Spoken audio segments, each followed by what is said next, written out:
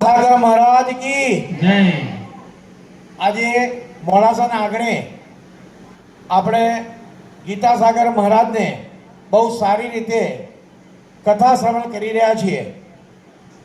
રથયાત્રા ઉત્સવ સમિતિ વતી અમારી આખી ટીમ આજે એમનું હૃદયપૂર્વક સ્વાગત કરીએ છીએ। ખાસ કહેવાનું કે મકાનનો પાયો ક્યારે દેખાતો નથી, એ હંમેશા જમીનમાં ડૂબેલો હોય છે અને ઇમારત મોટી થઈ જાય ત્યારે આપણે જોતા હોઈએ છીએ કે ઇમારત કેટલી બધી સરસ લાગે છે।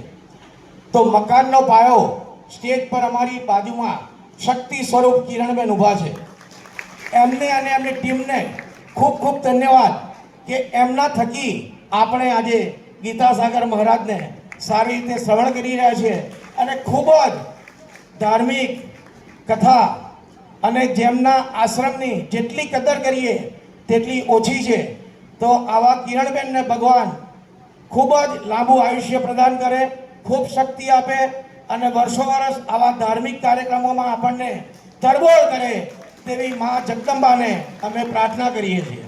આજે રથયાત્રા ઉત્સવ સમિતિની અંદર મહારાજશ્રી આપને કહું કે રથયાત્રાનો અમારા 44મું વર્ષ પૂરું થયું।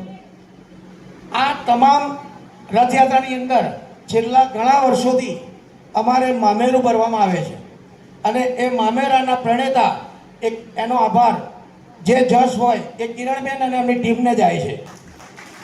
આ આનંદનો ગરબો અને હિંગળાજ ભજન મંડળ થકી અમારી મોડાસાની તમામ હિન્દુ પ્રજા વતી હું એમનો આભાર માનું છું કે આ મામેરાના કારણે રથયાત્રા પણ દીપી ઉઠે છે।